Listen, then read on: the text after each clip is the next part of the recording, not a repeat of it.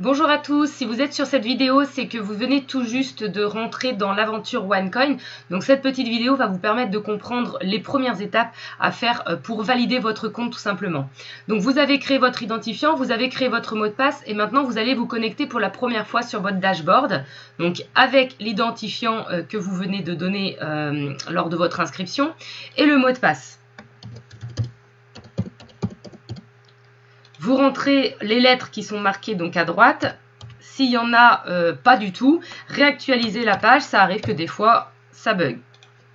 Donc sinon, des fois, ça peut arriver que le site bug à cause de la traduction Google Trad en haut, parce que vous avez mis traduire. Donc dans ce cas-là, désactivez et remettez en anglais. Une fois que vous êtes arrivé sur votre dashboard, vous n'allez pas voir comme moi des OneCoin, des tokens, etc. C'est normal parce que vous venez tout juste de commencer, donc ça va se faire quand vous aurez payé votre pack, quand ça va être validé. Donc là, je vais vous expliquer comment c'est quand vous arrivez sur votre compte. Vous avez ici un encadré rouge où c'est marqué en anglais de choisir votre mot de passe de transaction. Donc vous allez cliquer sur ce lien et vous allez choisir le mot de passe qui va vous servir à faire les transactions d'argent sur votre compte. Donc c'est un mot de passe qui peut être différent ou le même que votre mot de passe pour vous connecter sur votre dashboard, mais ça doit être un mot de passe sécurisé. Donc ne l'écrivez pas partout, ne le donnez à personne, c'est le mot de passe qui va vous servir à vendre vos OneCoin, à acheter des tokens, à faire les virements vers votre compte bancaire. Donc c'est un mot de passe très important évidemment. Une fois que ça c'est fait, vous allez à gauche dans Profil. Donc là j'ai laissé en anglais. Donc Main Information, après vous avez en français, hein, vous pouvez traduire en français, ce sera peut-être plus facile pour vous. Là je laisse en anglais pour ceux pour qui ça bug quand c'est en français. Donc vous arrivez sur cette page. Ici, vous pouvez changer votre mot de passe, vous pouvez à nouveau changer votre mot de passe de transaction. Mais ce qui est important ici, surtout, c'est que vous pouvez changer votre adresse email si jamais vous avez créé une adresse Gmail. Vous allez voir dans les prochaines étapes, on vous demande de créer une adresse Gmail. Donc, vous pouvez changer l'adresse ici. Et votre mot de passe de transaction est encore nécessaire. Le plus important pour vous au jour d'aujourd'hui, c'est de remplir ces deux informations. Ici, les informations d'utilisateur et ici, votre RIB. Donc, les informations ne sont pas compliquées. Nom, prénom, le pays, donc le numéro de téléphone, la ville, l'adresse, la ville de naissance, la date de naissance. Et ce qui est important, c'est le numéro de la carte d'identité. Donc, il faut tous les numéros de la carte d'identité. C'est ce que vous trouvez juste au-dessus de votre carte d'identité. Et la date d'expiration. Si jamais vous vous rendez compte que votre carte d'identité est expirée, rassurez-vous, ce n'est pas grave. Vous n'allez pas pouvoir valider votre compte aujourd'hui. Vous allez devoir d'abord changer de carte d'identité et demander une carte d'identité valide. Mais ça ne vous empêchera pas de payer le pack, d'avoir vos tokens, de bénéficier du prochain split, etc.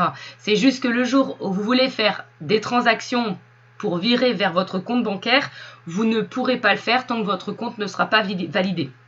C'est pour éviter le blanchiment d'argent. Donc, pour l'inscription, c'est pas trop grave du tout, puisque vous allez pouvoir quand même faire la validation de votre compte au niveau des tokens, mais faites-le quand même le plus vite possible pour que vous puissiez après faire toutes les transactions. Une fois que c'est fait, bien sûr, vous écrivez sauvegarder. Enfin, vous cliquez sur sauvegarder et vous remplissez votre RIB dans banque détail.